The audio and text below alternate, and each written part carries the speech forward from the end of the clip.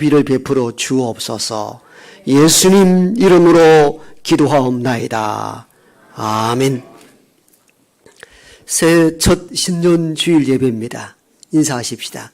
주의 은혜가 여러분에게 임하기를 소망합니다. 이렇게 인사합시다. 좀 더 세상적인 것으로 해볼까요? 쉬운 말로 새해 복 많이 받으세요. 인사하십시다.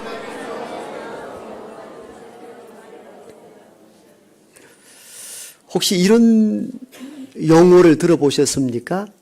상승 정지증후군. 영어로 표현하니까 무슨 뜻인지 알죠? 라이싱, 위로 계속 올라가는 것이 스탑, 정지되었을 때 오는 어떤 후폭풍, 이게 상승 정지 증후군이라 합니다. 쉽게 이야기하면은 저와 여러분들이 목표했던 일들 부단히 달려가서 그 일을 이루었을 때 기쁨은 순간이고 허탈감과 허무함을 느낄 때에 나타나는 심리적 현상을 상승정지 증후군이라 이렇게 말한다고 합니다. 우리가 자녀를 위해서 일생 눈물로 기도하고 또 교육 위해서 뒷받침하고 그래서 좋은 대학 또 좋은 직장 결혼하고 났는데 집은 텅 비어 있습니다. 이를 보통 심리학에서는 빈둥지 증후군이라 말합니다.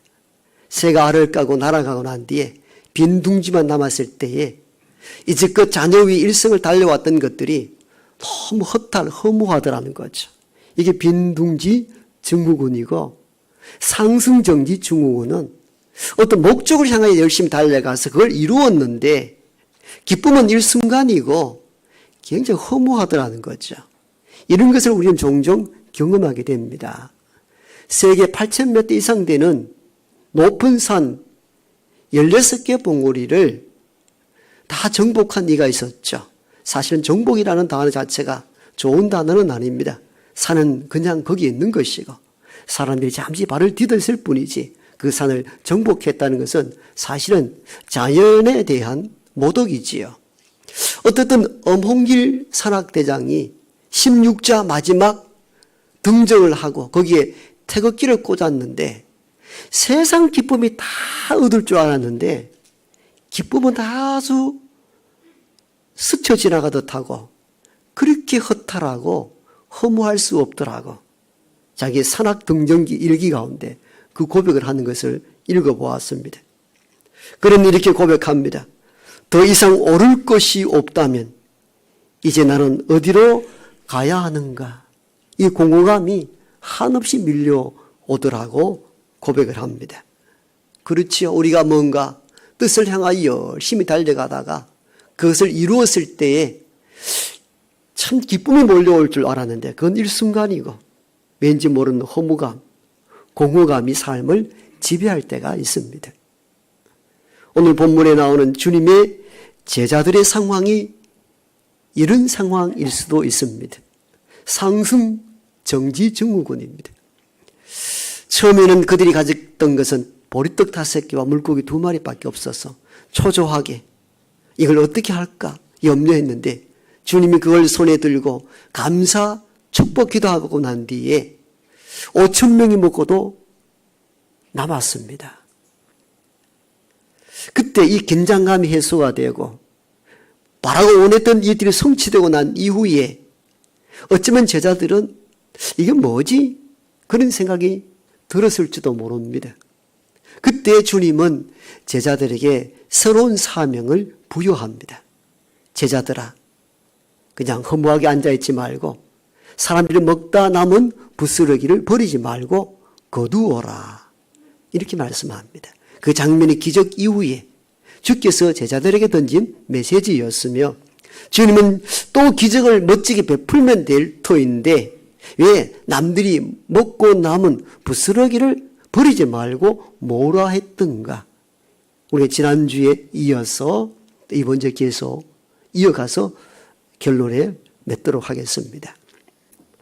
첫 번째는 남은 조각 버리지 말고 거두라는 이 메시지 속에서는 음식의 소중함을 깨달으라는 주님의 음성이 들어있다고 말씀을 드렸습니다. 그렇지요. 사람은 영과 육으로 구성되어 있습니다. 영적으로는 하나님의 양식인 말씀을 먹어야 되고 육으로는 밥을 먹어야 합니다. 그래야 건강한 인생을 살아갈 수 있습니다.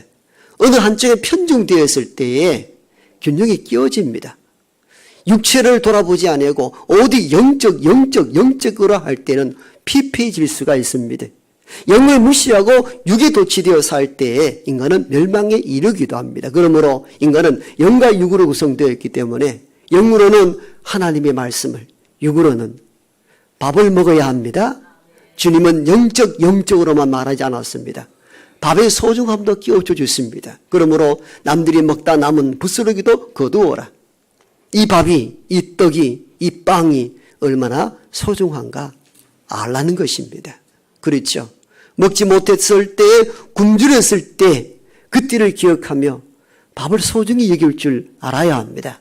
쌀 한 톨, 보리쌀 한 개, 다 하나님 주신 선물들입니다. 귀히 여길 수 있는 우리 모두가 되기를 축복합니다. 두 번째로는 먹다 남은 부스러기를 버리지 말고 거두라는 이 의미는 영적 긴장감을 계속 유지하라는 것입니다. 먹을 것이 없었을 때에 제자들은 상당히 긴장했을 것입니다. 주님, 우리에게 있는 것 보리떡 5개, 물고기 2마리 뿐인데 이것으로 이 많은 사람들에게 어떻게 먹일 수 있습니까? 긴장감이 있었습니다. 부정적 견해를 가지고 있었습니다만 그래도 주님을 찾았습니다. 문제를 해결하라고 주를 의지했습니다. 주님, 우리가 할 수 있는 일이 없고 가진 건 많지 않는데 어떻게 했으면 좋겠습니까? 라는 것은 어떤 의미에서 기도 요청이거든요. 기도로서 주님 어떻게 해야 됩니까? 라고 했는데 그 일들이 일시에 주의 기적으로 해소가 되어버렸어요. 긴장감이 사라질 상황이 있죠. 배부른 이유니까 더 이상 긴장해도 하지 않아도 될 상황입니다. 그때 주님은 이렇게 말씀하십니다. 제자들아, 남은 것 버리지 말고 거두라. 정신이 번쩍 드는 메시지 있죠. 여러분, 남이 침 묻고 손때 묻은 부스러기 빵을 이리저리 거둔다는 것 상상이나 했겠습니까?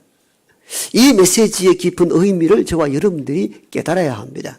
기적만이 추구하는 것이 아니라 기적 이후에 주께서 하신 이 말씀, 처음 기적을 바라고 간절한 마음으로 긴장감으로 주를 찾았던 그 심정을 가지고 계속 나아가라는 것입니다. 우리는요, 배고프고 병들고 어려울 때는 주님 간절히 찾고 긴장감을 유지하지만도 그 일이 이루어졌을 때에는 긴장감이 소멸됩니다. 느슨해지고 자만에 빠지고 나태할 때가 많습니다. 하나님의 은혜, 주의 기적을 경험했다 할지라도 그 이후에, 배부른 이후에도 영적 긴장감을 가지고 주님을 찾아 기도하는 저와 여러분 되기를 원합니다. 계속 이어서 세 번째 이 메시지의 의미는 누군가를 위해 나눌 준비를 또 하라는 메시지입니다. 남은 것 버리지 말고 거두라는 것. 거둠의 의미가 무엇이겠습니까? 오늘 이 자리에 참여하지 못한 자들, 오늘 잔디밭에 모여서 기적을 통하여 먹고 마시지 못했던 또 다른 사람들이 존재하는 것이죠. 거기 오는 사람들만이 전부가 아니잖아요. 그 외에 여탄 배고픈 사람들이 존재할 터이니 그들 위하여 이 음식을 나눌 준비를 하라는 것입니다. 성경 주석가 바클레이는 이 본문에 대하여 이렇게 해석을 내립니다. 유대인들은 잔치에서 꼭 음식을 조금씩 남겨서 종들을 위하여 나누었다. 그러므로 주님께서 유대의 관습에 따라 남은 것 잘 보관하여 가난하고 어려운 이웃을 도우라는 메시지로 이 말씀을 전했을 것이라 이렇게 해석하기도 합니다. 바클레이 해석이 정당성이 있다고 봅니다. 너희들만 먹고 배부름을 채우고 그리하여서 아무것도 남김이 없이 그냥 홀로 배부른 데서 만족하지 말고 먹다 적절히 먹고 남은 것 가난하고 어려운 이웃을 향하여 나눌 준비를 또 하라는 것입니다.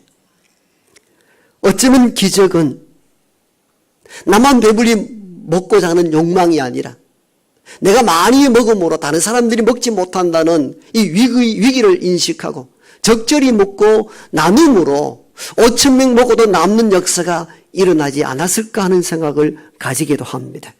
무조건 하늘에서 펑펑 쏟아지게 하는 것이 아니라 나눌 때에 기적의 역사가 일어남을 오병이어 기적은 또다시 우리에게 알려주는 교훈이기도 합니다.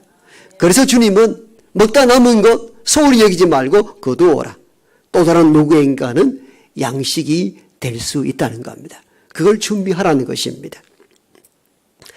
우리나라도 전에 말씀드렸다시피 50년, 60년들은 국민 1인당 1년 소득이 $100, 지금 같으면 한 13만 원, 월 10,000원쯤 되는 소득으로 살았으니까 다 가난했고, 우리 어르신 세대에는 말 그대로 보릿고기를 경험했을 분들이고, 전쟁 이후 세대인 우리들도 먹긴 먹었지만도 풍족하지를 않았고, 쌀 농사가 없던 그런 촌락에서는 쌀을 구경하기가 쉽지 않았습니다. 제 경험으로는 그래도 집안에 손님이 오면 우리나라는 참 좋은 풍습이 있었죠. 자기들 먹지 못했던 하얀 쌀밥을 해서 고봉으로 담아서 손님들에게 늘 대접을 했습니다. 이게 우리나라의 좋은 풍습이었죠. 그런데 그 손님들도 참 마음이 따뜻한 사람들이었어. 서로가 정을 주고받은 것이죠. 손님으로 오셔서 대접받은 사람들은 배가 고팠지만도 밥그릇에 밥을 다 비우질 않았습니다. 항상 3분의 1 바닥은 깔아놓고 숟가락을 놓았습니다. 지금은 예의가 아니죠. 지금은 남들이 해준 음식을 그릇이 깨끗이 비워줘야 그게 상대에 대한 예의인데, 아마 우리 어르신 세대나 제가 어렸을 적 경험은 손님 밥을 챙겨드려도 밥을 다 드시지 않았어요. 나중에 알았어요. 왜? 그 집의 자녀들에게 먹을 것을 주기 위해서 조금씩 남겨두었습니다. 제가 그런 기억이 있어요. 우리 집에 손님 오셨는데 한 번도 보지 못했던 흰 쌀밥을 손님에게 대접합니다. 그게 어린 적에 얼마나 먹고 싶었겠습니까? 6남매 막내인 저는 그 어머니 품에 안겨서 이렇게 멀찍이 손님 밥상만 쳐다보는 거죠. 그러면 엄마 이렇게 밥을 달라고. 근데 어머니는 제 옆구리 푹 찌르면서 손님 가면 줄게 그러셨어요. 손님 가면 줄게. 그 손님은 다 드시지 않고 밥을 좀 남겨두고 자리를 비우면은 그걸 제가 맛있게 먹었던 기억이 나요. 여러분, 쌀밥을 먹는 건 반찬 없이도 먹습니다. 얼마나 맛있는지 몰라요. 그런데 이런 이야기도 전들어오고 있잖아요. 어떤 집에도 저처럼 손님 와서 흰 쌀밥을 딱 대접해 드렸는데 아이가 저처럼 보채입니다. 엄마, 저 쌀밥 좀 달라고. 엄마가 이야기합니다. 손님 가면 줄게. 기다려라. 한참을 기다리다가 아이가 앙 하고 울기 시작합니다. 알고 보니까 손님이 아이도 모르게 밥그릇에 물을 다 부은 거래요. 엄마, 물 부어버렸어. 내가 더 이상 먹을 게 없다는 그 이야기입니다. 손님은 밥그릇을 깨끗하게 비우기 위해서 물을 부었는데 아이는 얼마 남을 계속 기다리고 있는데 거기다 물을 부어버렸으니까 완전 절망 가운데 빠진 거죠. 슬프면서도 웃긴 이야기가 현실이었습니다. 먹지 못했던 시절이 있었고 베푸는 자들이나 먹는 자들은 또 다른 누군가를 위하여 조금씩 남겨주는 것이 배고픈 사람들의 삶이었던 것을 우리가 깨닫게 됩니다. 제가 통계청의 자료를 보니까 우리나라의 1년 음식 쓰레기 처리 비용이 8,000억 원이더라고요. 지금은 아마 조가 넘었을 거예요. 8,000억 원. 여러분, 믿음의 사람들은 적절히 먹고 남겨서 어려운 이웃들을 도울 수 있는 마음을 가져야 합니다. 기아대책기구, 즉 세계보건기구에서 내놓은 또 자료를 보니까 지난해 기아선상 먹지 못해 굶주린 자가 얼마냐? 7억 명이었습니다. 여러분, 음식 쓰레기로 처리되는 비용이 8,000억이고 이 지구상에 먹지 못한 사람이 7억이라는 것. 여러분, 그리스도인들만이라도 정신을 차려야 합니다. 적절히 먹고 나눌 수 있는 것. 이것이 주께서 기적 이후에 하신 의미의 메시지였습니다. 제자들아, 먹다 남은 부스러기 없애지 말고 거두어라. 버리지 말라. 왜? 또 다른 굶주린 자를 위하여 나눌 준비를 하라는 것입니다. 가득 채워서 먹고 음식 쓰레기로 버리는 것이 아니라 처음부터 조금씩 드시고 남은 것은 가난한 자들과 함께 나누는 일에 쓰임받는 우리 모두가 되기를 축복합니다. 세 번째, 남은 것 버리지 말고 거두라는 이 의미는 받은 은혜를 기억하라는 것입니다. 너희들 처음에 보리떡 5개 물고기 2마리밖에 없었지 않나. 그때를 생각해 보라는 것입니다. 넘치도록 주셨는데 그 은혜를 까먹고 살아갈 수 있다는 겁니다. 그러므로 주께서는 배부른 후에, 그렇게 오늘 보면 배부른 후에 제자들에게 말씀하시되 남은 조각 버리지 말고 거두어라. 우리가 배가 부르면요 은혜를 잊어버려요. 배고프고 병들 때는 하나님 은혜를 사모합니다. 조금 준 은혜도 크게 보입니다. 그런데 은혜를 경험하고 난 뒤에는 은혜를 잊고 사는 경우가 많습니다. 우리가 이럴 때 있죠. 비가 올 때는요 우산을 얼마나 챙기는지 몰라요. 그런데 우리 경험으로 비 오고 난 이후에 오후에 비가 개이면은 우산이 여기저기 막 굴러다닙니다. 비가 올 때 나섰 때 그 마음과 비가 개인 이유가 다르더라고요. 여기저기 굴러다니는 우산을 많이 만나게 됩니다. 이를 유심히 본 어떤 목사가 버려진 우산, 나둥구는 우산을 보면서 저 우산이 나와 같구나 이 마음을 갖고는 수필집을 내놨는데 그 제목이 우산과 목사입니다. 내용은 짐작가듯이 이렇습니다. 비가 올 무렵에는 그렇게 애지중지 우산을 찾더니 비가 개인 이후에는 우산을 쳐다보지도 않더라는 겁니다.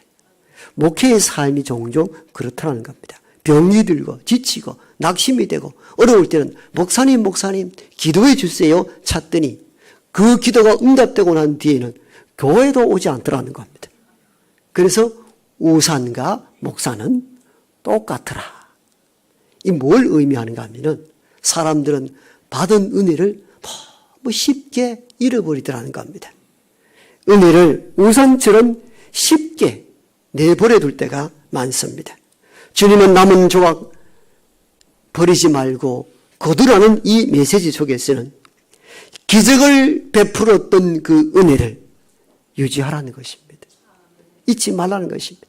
그 빵 부스러기를 거둘 때에 제자들은 어떤 마음이 들었을까요? 그렇지. 우리에겐 사실은 아무것도 없었지. 근데 이 많은 것을 주셨구나. 그 빵 부스러기를 거두면서 다시 한번 주께서 우리에게 베푼 은혜를 회상했을 것입니다. 구약 성경도 보면은 하나님은 이런 방식으로 인간이 하나님의 은혜를 기억하길 원하셨습니다. 출애굽했습니다. 광야에 먹을 것이 아무것도 없습니다. 굶주려 죽어갈 때 하나님께서는 하늘로부터 만나와 메추라기를 보내주셔서 40년 광야 농사 짓지 않고도 생존할 수 있게 되었습니다. 광야 생활이 다 끝이 날 때에 지도자 모세에게 하나님이 이렇게 명령합니다. 모세야, 그 만나를 항아리에 담아 법궤에 보관하라. 법궤는 하나님의 임재 장소입니다. 이 법궤에는 하나님의 두 돌판, 말씀과 그리고 아론의 상난 지팡이와 또 다른 하나 항아리에 담긴 만나가 그 안에 들었습니다. 만나가 무엇이기로 그렇게 거룩한 법궤에 넣을 수 있었겠습니까? 하나님의 말씀뿐만 아니라 경험했던 은혜를 잊지 말라는 것입니다. 하나님 앞에 설 때마다 지난날 받았던 은혜를 뒤엎지 말고 은혜를 마음에 담고 살라고 법궤에 보관토록 한 것입니다. 여러분, 은혜를 기억하고 은혜에 감사할 때에 또 다른 기적을 경험합니다. 누가복음 17장에 보면은 10명의 노한 자들이 지나가는 예수를 향하여 예수 선생이여 우리를 좀 불쌍히 여겨달라고 가던 제자들이 시끄럽다고 잠잠하라 할 때도 그들은 2번 지나가면 언제 또 주를 만날 수 있겠는가는 간절함으로 다시 외치죠. 다윗의 자손 예수여, 좀 우리를 불쌍히 여겨달라고. 주께서 가던 걸음을 멈추고 가라. 가서 제자들에게 너희 몸을 보이라. 가는 동안에 10명이 다 깨끗함을 입었습니다. 그런데 돌아와 은혜에 감사한 이는 사마리아인 한 사람밖에 없었다고 말하며 자기가 돌아와 감사한 그 한 사람에게 나머지 9은 어디 갔느냐 안타까이 찾으십니다. 그러면서 돌아온 한 사람에게 너가 구원을 받았다라고 선언합니다. 9명은 육체의 깨끗함을 입었으나 영혼의 구원을 입지 못했습니다. 그러나 주의 은혜를 깨닫고 돌아와 은혜에 대하여 감사한 이 한 사람에게는 육체도 깨끗할 뿐만 아니라 영혼도 구원받는 역사가 일어났습니다. 은혜를 잊지 마십시오. 저와 여러분이 살아왔던 날들 생각하면 받은 은혜가 참 많을 것입니다. 그런데 우리는 오늘날 은혜를 다 버리고 가잖아요. 은혜 없는 뜻, 은혜를 한 번도 경험치 못한 뜻, 그렇게 살아갑니다. 은혜를 경험하고 받은 은혜에 감사할 수 있기를 원합니다. 왜 먹다 남은 부스러기를 거두라 했겠어요? 부스러기를 거두면서 은혜의 조각들이었구나, 이걸 깨닫게 하기 위함이지요. 지금 현재 우리나라의 그 롯데타워는 그 세계 가장 높은 건물 가운데 6위입니다. 6위. 근데 가장 높은 빌딩은 두바이에 있는 부르즈 할리파인데 828m입니다. 지금 세계 1위입니다. 그리고 사우디에는 지금 삼성물산과 여러 한국의 여러 기업지 합동해서 1km, 1000m 넘는 건물을 지금 쌓아 올라가고 있습니다. 어떻든 두바이에 있는 이 부르즈 할리파가 가장 높은 건물인데 1930년대부터 시작해서 근 39년 동안, 약 40년 동안 가장 높은 건물이 있는데 뉴욕에 있는 건물이죠. 이 건물 많이 보셨죠? 영상으로 많이 보셨을 것입니다. 뉴욕 시내에 있는 엠파이어 스테이트 빌딩. 엠파이어는 제국이라는 뜻이죠. 그 뉴욕이 제국의 땅, 제국의 나라, 그런 의미를 붙여서 이 엠파이어 스테이트 빌딩인데, 이 빌딩이 근 39년 동안 세계 1위를 차지한 높은 빌딩이었는데 이 빌딩이 102층으로 되어 있다고 합니다. 기술이 없었을까요? 이 건물이 1931년도에 완공이 되었는데 우리나라에서 1930년대 같으면 가세 저고리 입고 다녔을 때입니다. 그러니까 문명 차이가 얼마나 컸습니까? 100년이 다 됐는데 아직도 저렇게 건실하게 써 있으니까요.